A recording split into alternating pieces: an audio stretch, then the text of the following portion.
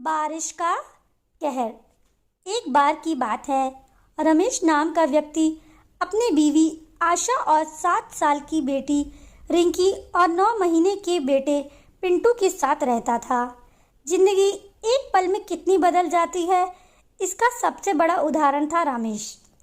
वो एक chemical factory में काम करता था। एक रात फैक्ट्री में ब्लास्ट हो गया। इसे गंभीर हालत में अस्पताल में भर्ती कराया गया। जैसे ही आशा को पता लगा, वो भागी भागी अस्पताल पहुंची। डॉक्टर आशा से कहते हैं कि काफ़ी गंभीर हालत है आपके पति की। हम अपनी पूरी तरफ से कोशिश कर रहे हैं, आप भगवान पर भरोसा रखिए। रमेश बच तो गया, पर इस हादसे में उसने अपना पैर खो दिया है और अपनी नौकरी भी। घर में जो भी जमा पूंजी थी, वो उसके इलाज में खर्च हो गई। पिछले 4 महीने से वो बेरोजगार है।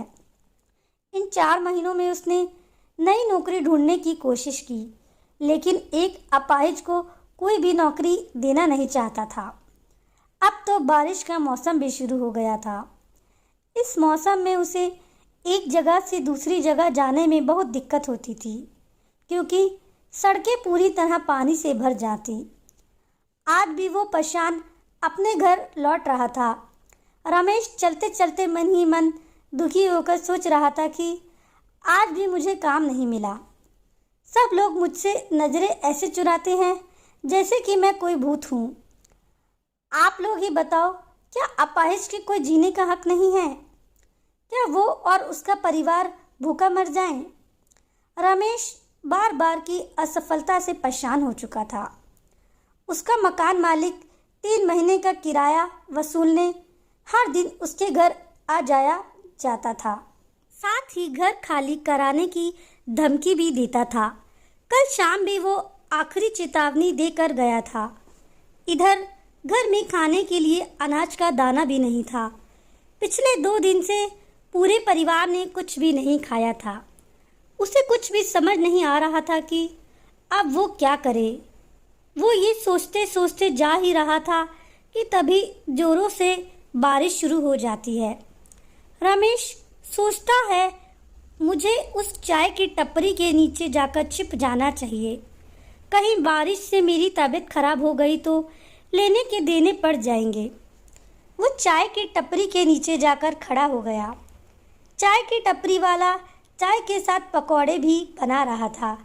लोग चाय के साथ पकौड़े खाते हुए बारिश का मज़ा ले रहे थे। उसे पता था कि घर में कुछ भी खाने को नहीं है। उसने अपनी जेब में हाथ डाला तो 10 रुपये का बहुत ही पुराना नोट मिला। वो सोचता है, 10 रुपये है जेब में, क्या करूं क्या ना करूं। हम मियाँ बीबी तो पानी पीकर रह लेंगे, लेकिन बेचारी रिंकी का क्या? जब मैं उसके लिए पकौड़े ले जाऊंगा तो वो बहुत खुश हो जाएगी। पहले उसने बहुत सोचा, फिर उसने उन पैसों से पकौड़े खरीद लिए।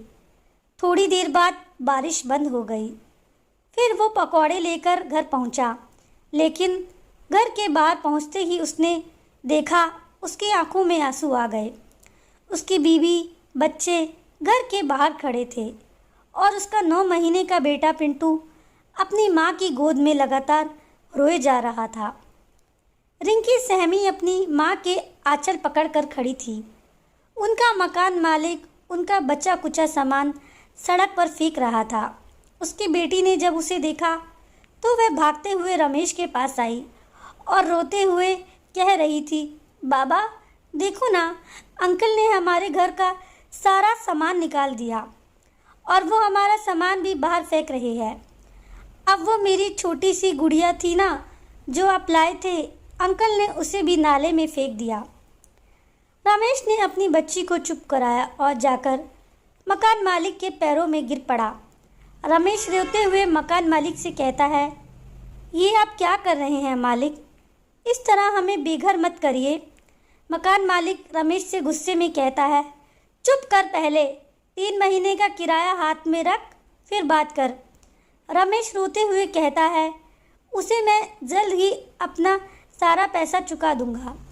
मकान मालिक चिल्लाकर बोलता है, चुप कर, पिछले 3 महीने से तेरी यही बात सुनकर मेरे कान पक चुके हैं। तभी रमेश के मकान मालिक की नज़र रमेश के हाथ में रखे कागज पे पकौड़ों पर गई। उसे देखकर उसका पाड़ा चढ़ गया। अरे अरे, कितना झूठ बोलते हो तुम लोग। मेरा किराया देने के लिए तुम्हारे पास पैसे नहीं हैं और पकौड़ों की पार्टी करने के लिए पैसे हैं। चलो निकलो यहाँ से, मक्कार कहीं के। यह कहकर पकौड़ों को उसने उसके हाथ से छीन कर फेंक दिया। फिर वो अपने घर में ताला लगाकर निकल गया। रमेश और उसकी पत्नी गिड़गिड़ाते रहे, मगर वो तो निर्दयी बना रहा। रमेश की पत्नी रोते हुए रमेश से कहती है, अब हम कहाँ जाएंगे? रमेश उदास होकर कहता है, पता नहीं आशा, पर कहीं तो जाना ही होगा ना। छोटा मोटा सामान सर पर उठाकर वे सड़क पर निकल गए। एक बार फिर से जोरों से बारिश होने लगी। वो बारिश से बचकर कहीं छिपना चाहते थे, पर कहीं दूर दूर तक कोई जगह नहीं मिली। आशा अपने छोटे से बेटे को सीने से लगाए चली जा रही थी। तभी बारिश के साथ साथ ओले भी गिरने लगे। रमेश परेशान होकर कहता है, हे भगवान, गरीबों की तकलीफ देने में आपको बहुत मज़ा आता है ना। बारिश तो हो ही रही थी, अब ओले भी पड़ने लगे।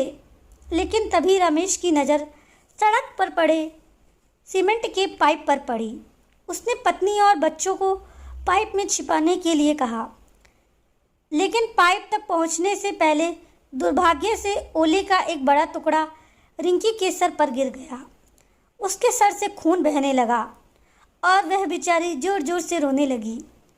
आशा ने झट से अपनी गोद से बेटे को रमेश के हाथ में दिया और अपनी साड़ी से पल्लू फाड़कर रिंकी के सर पर बांध दिया। रिंकी को चोट से बहुत दर्द हो रहा था। वह रोते हुए अपनी माँ से कहती है, माँ, सिर में बहुत दर्द हो रहा है। आशा अपनी बेटी को दिलासा देती है, रो मत मेरी बच्ची, ठीक हो जाएगा। वह सभी पाइप के अंदर बैठ गए और बारिश रुकने का इंतज़ार करने लगे। बारिश रुकने का नाम ही नहीं ले रही थी। तभी उसने देखा, उनके सीमेंट वाली पाइप से कुछ दूरी पर एक बड़ी सी गाड़ी आकर रुकी। उसमें दो कपल बाहर निकले और बारिश में भीगने लगे। लड़का कहता है, बारिश में भीगने का मज़ा ही अलग है ना पूजा? पूजा हंसते हुए कहती है, सच में सचिन, बारिश में भीगना और उसके बाद गरम गरम पकौड़े खाना जन्नत सा मज़ा देता है। काश यह बारिश पूरी रात हो जाए तो मज़ा ही आ जाए। एक तरफ तो रमेश का परिवार बारिश के रुकने का इंतज़ार कर रहा था और दूसरी तरफ वो बारिश चाह रहे थे। कितनी असमानता है ना भगवान की बनाई हुई इस दुनिया में। रमेश और उसकी बीवी यह सोच रहे थे और बारिश ने रुकने का इंतज़ार कर रहे थे, लेकिन बारिश नहीं रुकी और भी तेज़ हो गई। सड़कों पर पानी भरने लगा। 2 दिन लगातार बारिश होने के कारण बाढ़ वाली स्थिति होने लगी। उन लोगों के सीमेंट वाले पाइप भी पानी में भर गया और पानी सीने तक पहुंच गया था।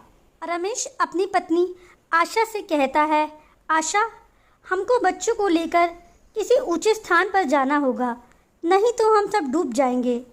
तभी रमेश रिंकी को अपने कंधे पर उठाया और किसी सुरक्षित जगह की तलाश में आगे की ओर जाने लगा।